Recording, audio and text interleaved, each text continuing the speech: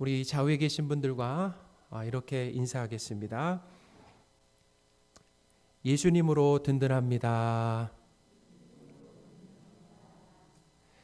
자, 우리 다시 한번 인사할까요? 예수님으로 든든합니다.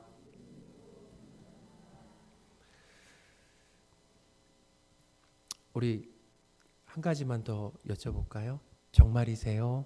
자, 시작. 정말이세요? 초막절에 예수님은 자신을 세상의 빛이라고 알려주셨습니다. 유대인들은 예수님이 세상의 빛이라고 하는 이 진리를 믿지 않았어요. 빛이신 예수님이 어둠, 곧 이 죄인인 사람들에게 오셔서 사람들의 죄가 밝히 드러났음에도 죄인임을 인정하지 않았습니다. 그리고 예수님을 거절했다라는 거예요.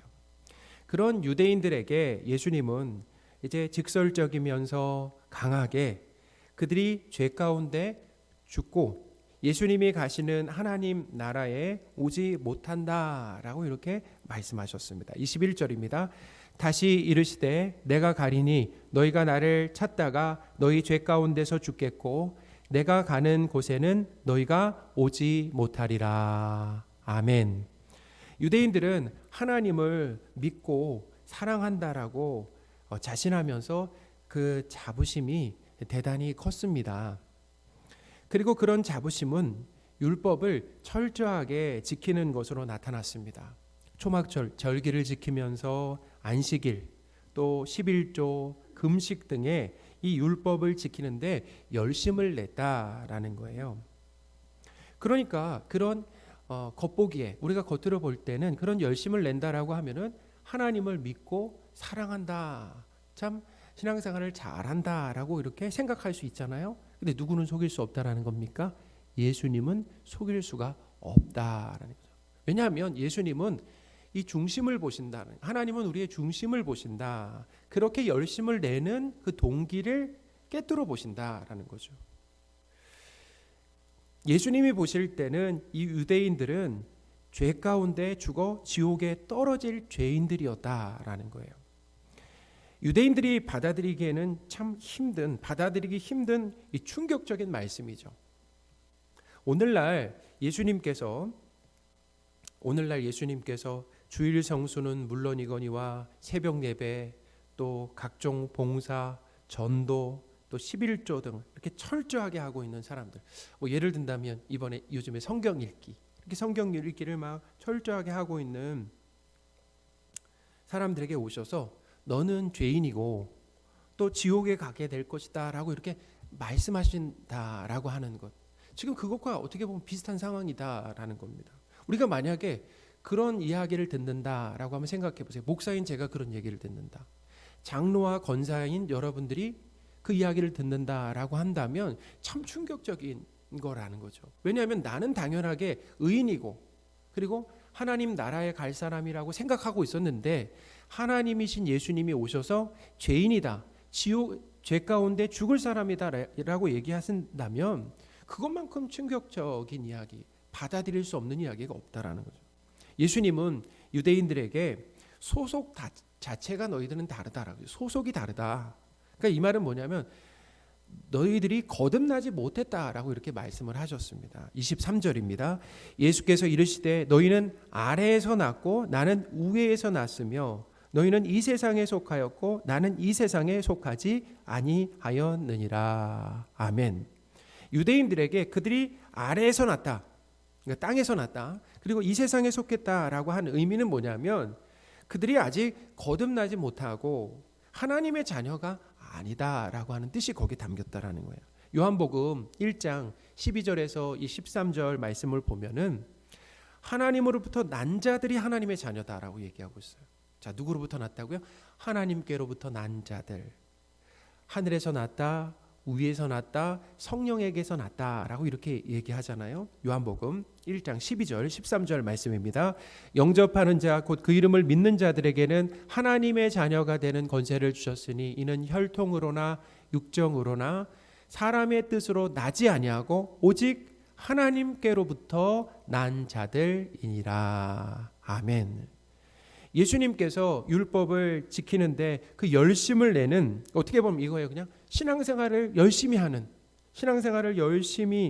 하는 유대인들에게 거듭나지 못한 죄인이라고 단정하시고 그리고 직설적으로 이렇게 말씀하신 분명한 이유가 있다라는 거예요.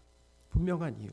그것은 뭐냐면 이 바리새인들은 율법을 열심히 지켰지만 율법을 잘못 사용했다라는 거예요. 말씀을 잘못 사용했다라는 거죠. 하나님께서 주신 이 율법의 목적이 무엇입니까? 크게는 두 가지예요. 하나님 사랑과 이웃 사랑을 구체적으로 실천할 수 있도록 율법을 주셨습니다. 둘째는 하나님이 이렇게 율법을 주셨지만 사람이 하나님과 이웃을 사랑하는데 가능하다라는 겁니까? 불가능하다라는 겁니까? 불가능하다.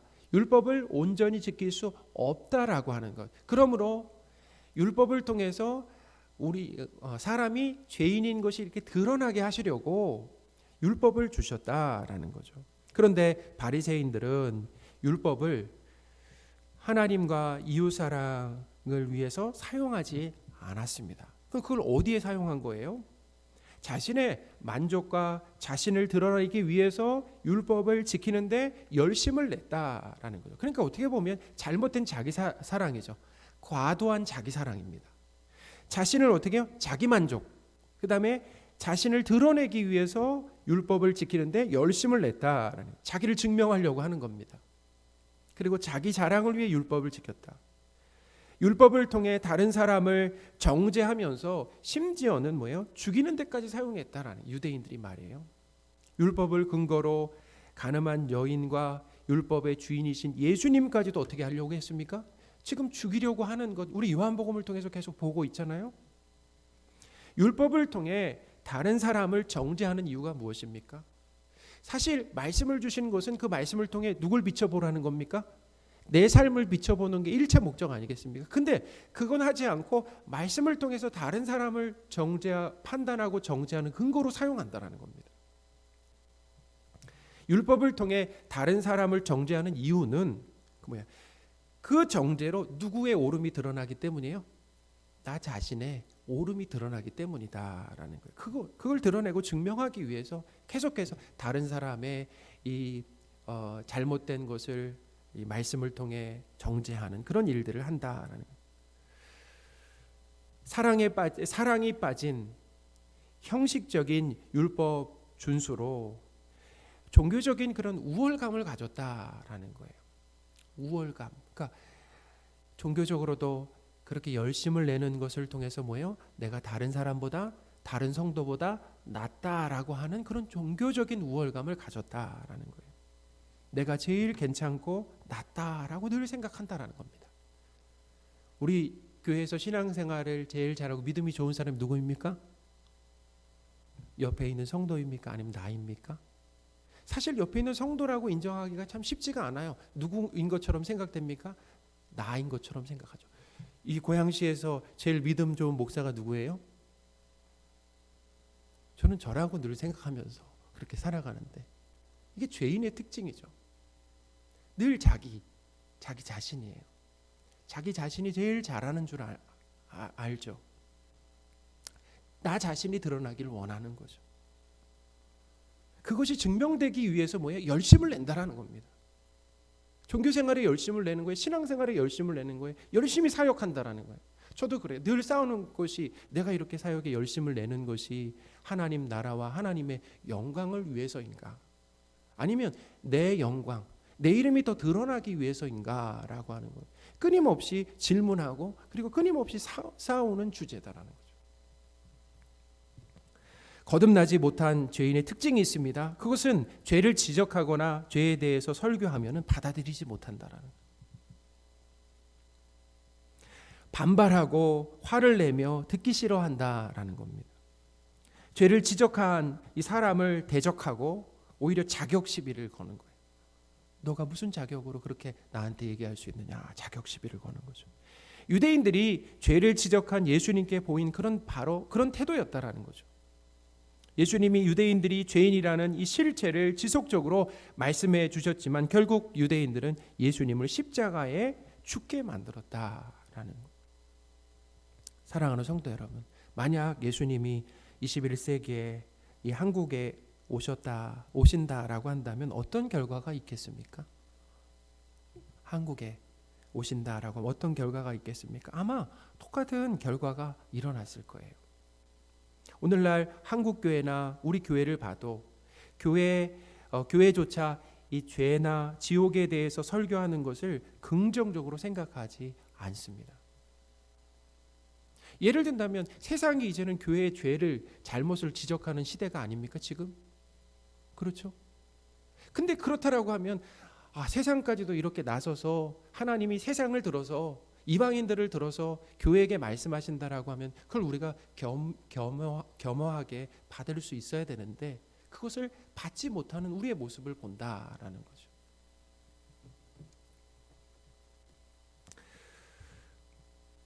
한국 교회나 우리 교회를 봐도 교회에서조차 죄나 지옥에 대해서 설교하는 것을 긍정적으로 생각하지 않는다. 달가워하지 않는 분위기다라는. 제가 그 죄에 대한 설교를 하면 분위기가 어떻게 해요? 곧 가라앉고 무거워진다라는 거죠. 그리고 사람들의 반응은 그걸 왜 이야기하는가라고 하는, 듣기 싫다라고 하는 그런 느낌이 어떻게 해요? 전해진다라는 겁니다. 종교적인 열심을 내고 있는 사람들에게 자신을 드러내고 내가 칭찬받으려고 하는 이 잘못된 신앙생활이라고 그것을 지적하면은 어떻게 한다고요? 감사합니다라고 하기보다는 듣기 싫어한다라는. 또한 열심히 신앙생활하지 못하는 사람들을 이제 정죄하지 마십시오. 차라리 그러려면은 열심히 신앙생활하지 마십시오라고 얘기하거나, 아니면 열심을 내는 사람들에게 왜 그렇게 시기 질투합니까? 질투하는 것은 죄입니다 라고 말하면 기분 나빠한다라는 거죠. 죄를 지적하고 책망을 받을 때 마음이 불편해도, 거듭난 사람도 마찬가지입니다. 누군가 나의 죄의 잘못을 지적하면은 처음부터 기뻐하는 사람은 없어요. 거의. 마음이 불편하지만 불편해도 죄인인 것을 받아들이고 개선하려고 하는 노력과 의지를 보이는 것이, 그런 방향으로 가는 것이 바로 하나님의 자녀가 된 사람의 그 특징이다라는 겁니다. 빛 대신 예수님이 오셨을 때 유대인들의 어둠, 곧 죄의 실체가 드러난 것은 긍정적인 거죠. 감사한 일입니다. 하나님의 말씀을 들을 때 내가 죄인인 것이 드러나는 것은 좋은 일입니다. 그것이 뭐예요? 은혜 받는 거죠. 오늘 참 목사님 말씀을 통해 은혜 받았습니다 라고 하는 그런 표현 가운데는 어떤 의미도 들어있어야 되냐면, 말씀을 통해 내가 죄인인 것을 알게 되었습니다. 내 죄가 깨달아졌습니다 라고 할 때도 뭐예요?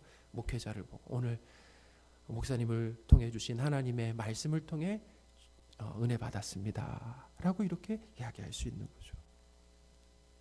아픈 것을 알아야 병원을 찾는 거, 의사를 찾는 거 아니겠습니까? 죄인인 것을 알아야지만 예수님을 절실하게 찾게 되죠. 또 죄된 모습을 어떻게 해요? 개선하고 고치려고 하는, 그래서 더 성숙의 가정으로 나아가게 된다라는 것. 중요한 것은 반응입니다.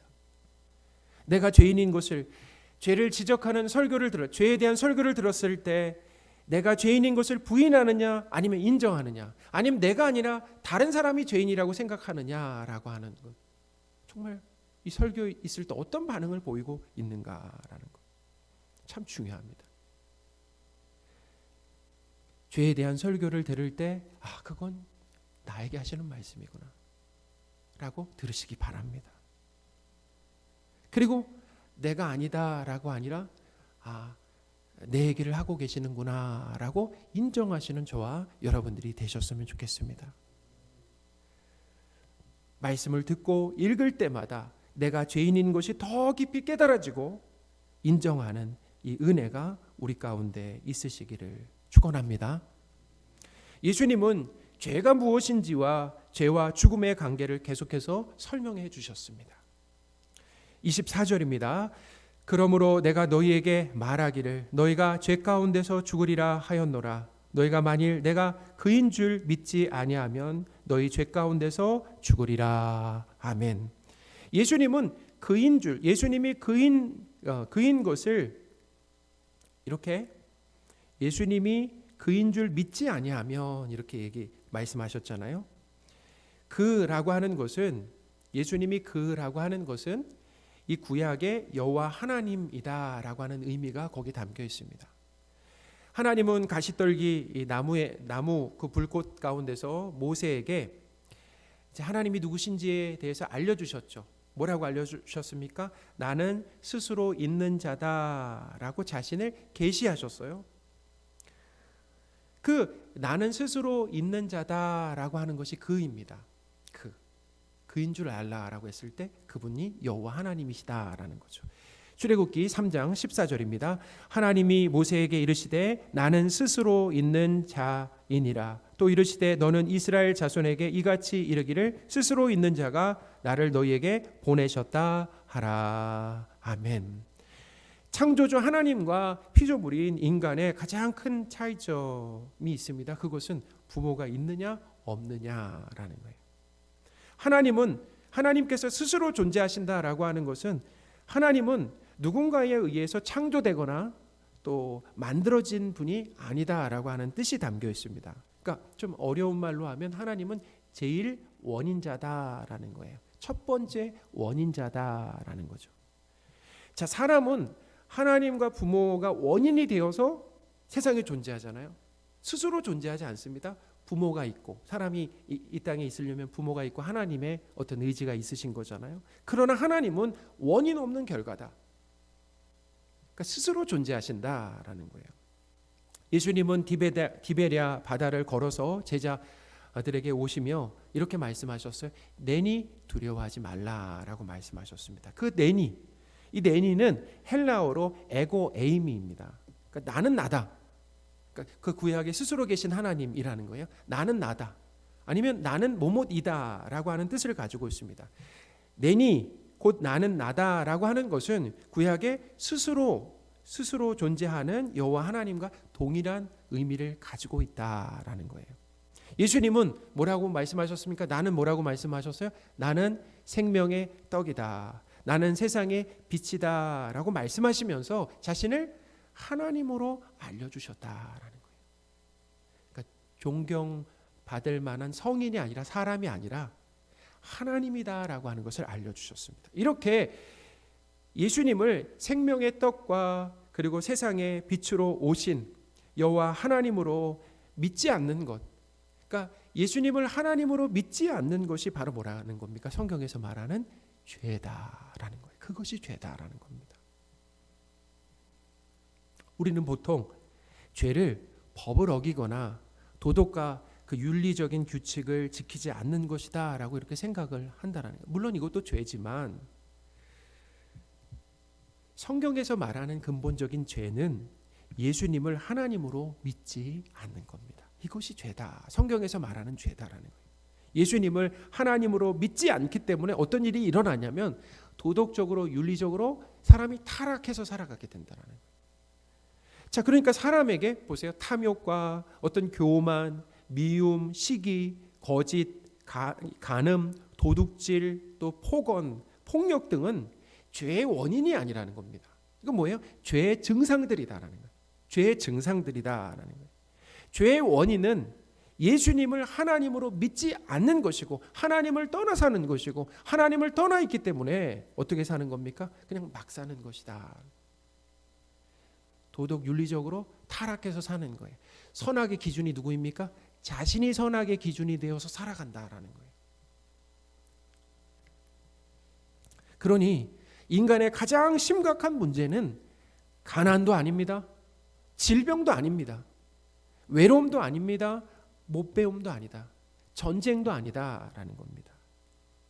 지금 우리에게 닥친 코로나도 아니다라는 겁니다. 예수님을 하나님으로 믿지 않는 이 죄, 이것이 인생에 있어서 가장 심각한 문제다. 해결해야 할, 첫 번째로 해결해야 할 과제다라는 거죠. 사랑하는 성도 여러분, 나는 예수님을 생명의 떡과 세상의 빛이신 하나님으로 믿고 있습니까? 예수님을 하나님으로 믿고 있으시다라고 한다면 어떤 일이 일어나냐면, 증거가 있습니다. 오늘 본문에서 그 증거를 얘기하는데 예수님을 하나님으로 믿고 있는 사람들의 증거가 있어요. 그 증거는 뭐냐면 예수님처럼, 예수님을 믿는다라고 하는 것은 예수님을 따라간다라고 말씀을 드렸잖아요. 예수님처럼 항상 하나님께서 기뻐하시는 일을 행하는 이 삶을 지향한다라는 겁니다. 그러니까 이 말은 뭐냐면 누굴 기쁘시게 하는 삶을 산다라는 거예요. 하나님을 기쁘시게 하는 삶을 산다라는 거예요. 29절입니다. 우리 29절 말씀 같이 한번 읽어보겠습니다. 나를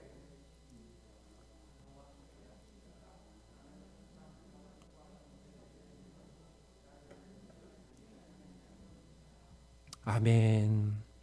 예수님은 이 땅에서 하나님을 기쁘시게 하는 이 삶을 목적으로 사셨습니다. 자, 누구를 기쁘게 하는? 하나님을 기쁘시게 하는 삶을 목적으로 살았다라는. 성도가 예수님을 믿는다라고 하면 그것은 예수님의 영이 우리 안에 내주하시는 거 아니겠습니까? 그렇죠. 예수님의 영이라고도 하고 하나님의 영이신 성령님이 우리 안에 계시는 거예요. 이 말은 뭐냐면 우리 안에 예수님도 계시고 누구도 계신 거예요? 하나님도 계시다라는 겁니다.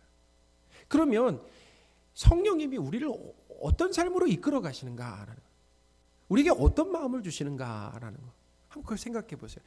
예수님처럼 하나님을 기쁘시게 하는 삶을 지향하게 만드신다라는 겁니다. 할렐루야.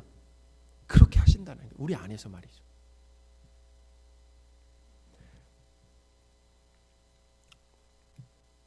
부족하지만 하나님을 기쁘시게 하고 싶은 마음이 우리 안에 들게 된다라는 거예요. 거듭난 사람은 말이죠. 자, 뭐라고요? 부족하지만 이제는 내가 하나님을 기쁘게 해드리고 싶다라고 하는 마음이 내 안에 들어요. 그리고 그런 삶을 살 수 있도록 하나님 앞에 기도하는 거예요. 왜냐하면 나는 못하니까. 나는 늘 여전히 내 기쁨, 어떤 내 만족을 위해서 살아가는 내가 하나님을 기쁘게 할 수 없기 때문에 하나님께 그렇게 기도하는 거예요. 도와주세요. 하나님을 기쁘시게 하는 삶을 오늘도 살 수 있도록 도와주십시오. 하나님이 기뻐하는 선택을 하고 하나님이 기뻐하는 생각을 하고 하나님이 기뻐하는 말을 할 수 있도록, 생각을 할 수 있도록 도와주십시오 라고 하는 거죠. 유대인들의 이 율법 준수는 하나님을 기쁘시게 하는 삶이 아니었습니다. 자, 뭐예요? 자신의 기쁨과 그리고 유익을 위한 것이었다.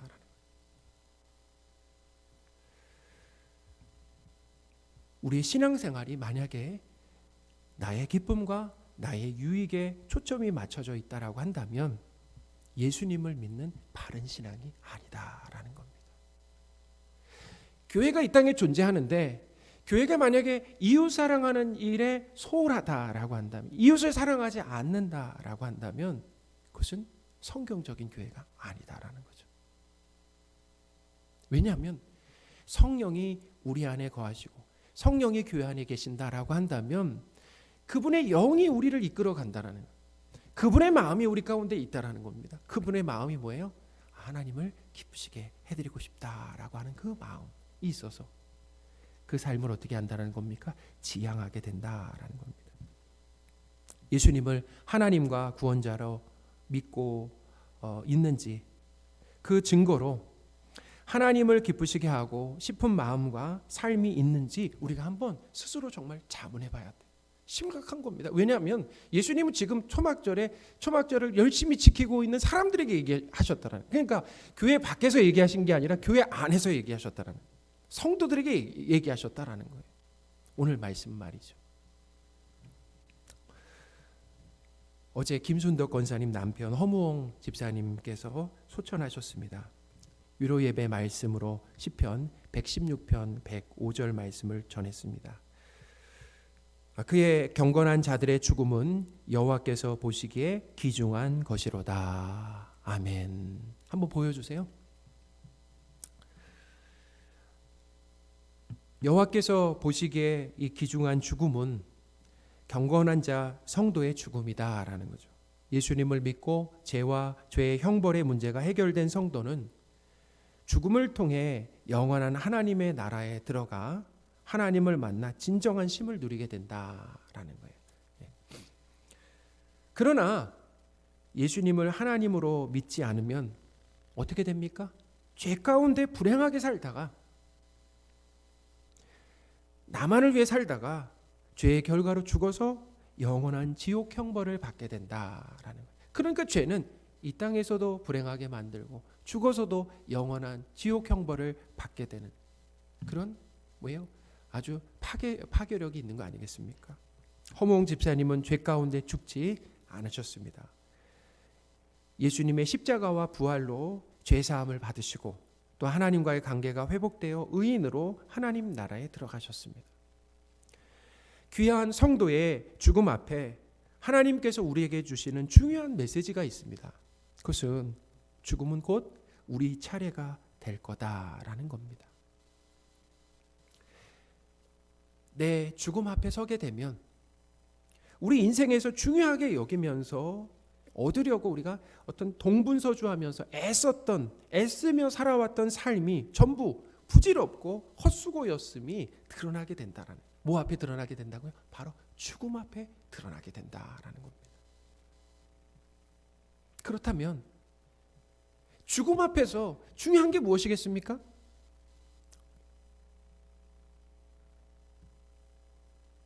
생명이죠. 죽음 앞에 중요한 건 생명이다라는 걸 깨닫는 거 아니겠어요? 근데 우리에게 생명이 없다라는 거잖아요. 그 생명을 주시는 분이면 생명의 떡이신 빛이신 예수님께서 우리에게 생명을 주신다라고 하는 것. 그것이 인생에 있어서 가장 필요한 것 아니겠습니까? 죽어야 하는 그 죽음 앞에 아무것도 할 수 없는 우리 인간에게 정말 필요한 것이 이제서야 깨닫게 되었는데 그것이 바로 생명이었다라는 겁니다. 할렐루야. 우리는 생명이 없는 존재다라는 거예요. 그래서 죄 가운데 뭐에 죽어야 할 존재다라는 거죠.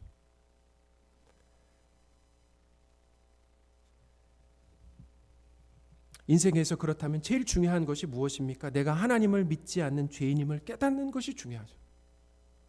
우리는 가난하다라는 것, 내가 못 배웠다라고 하는 것은 깨달아요. 그렇지만 내가 죄인이라는 것은 잘 깨닫지 못한다라는 겁니다. 예수님을 하나님과 구원자로 믿음으로 죄사함과 하나님의 자녀로 회복되는 것이 인생에 있어서 가장 중요한 과제다라는 거예요. 하나님이신 예수님께서 이 땅에 오신 목적이 무엇입니까? 바로 자기 백성을 죄에서 구원하기 위해서 오셨다는 거예요. 예수님은 가난에서 우리를 구원하기 위해서, 질병에서 우리를 구원하기 위해서, 각종 문제에서 우리를 구원하기 위해서 오셨다라고 말씀하지 않으셨어요. 분명히 하실 수는 있습니다. 근데 그것 때문에 오지 않으시고 죄에서 구원하시기 위해서 오셨다라고 말씀하셨습니다. 먹고 살며 더 나아가 풍요와 안정된 삶을 사는 것, 삶의 질이 나아지는 것은 죄의 문제에 비하면 부차적이고 아주 사소한 문제다라는 거예요. 인간의 문제는 이 사소한 것들에 어떻게 해요? 목숨을 걸고 또 중요한 것들에 무관심하며 소홀한 것이 우리의 문제다라는 거예요. 죄가 무엇인지와 또 이 죄의 심각성과 파괴성을 알고 예수님을 하나님과 구원자로 믿음으로 우리의 죄가 해결될 수 있음을 아는 것이 가장 큰 복이다라고 하는 것을 기억하시기 바랍니다. 사랑하는 성도 여러분, 성경에서 말하는 죄가 무엇인지 깨닫고 예수님을 하나님과 그리고 구원자로 믿는 복이 있으시기를 축원합니다. 예수님은 이 유대인들에게 너희가 인자를 든 후에야 내가 그인 줄을 알게 될 것이다 라고 말씀하셨어요. 28절입니다. 이에 예수께서 이르시되 너희가 인자를 든 후에야 내가 그인 줄 알고 또 내가 스스로 아무것도 하지 아니하고 오직 아버지께서 가르치신 대로 이런 것을 말하는 줄도 알리라. 아멘. 유대인들이 인자를 든다라고 하는 것은 유대인들이 예수님을 십자가에 죽게 만든다라는 의미죠. 유대인들은 예수님을 믿지 않고 거절하다가 결국 예수님을 십자가에 못 박게 하고 나서야 예수님이 하나님임을 알게 된다라는 말씀입니다. 그러니까 어떤 의미입니까? 지을 수 있는 악한 죄는 다 짓고 나서 어떻게 해요? 예수님이 하나님임을 알고 믿게 된다라는 의미죠. 인간은 셀 수 없는 죄를 짓고도 스스로 죄인인 것을 깨달을 수 있는 능력이 없다라는 겁니다. 그러나 하나님은 그런 큰 죄인을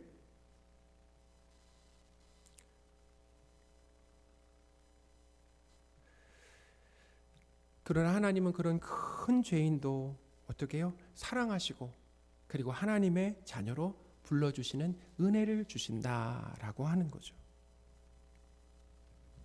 유대인들뿐만 아니라 우리도 예수님을 십자가에 못 박게 한 죄인입니다.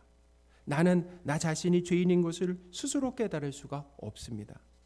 마치 내가 어디가 아픈지 병원에 가야만 알 수 있는 것과 비슷하다라는 거예요.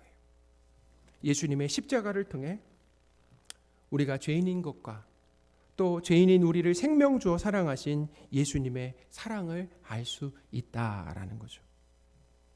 내가 예수님을 하나님으로 믿지 않은 죄인임을 깨닫고 또 예수님을 하나님으로 믿는 큰 복을 받으시기를 축원합니다.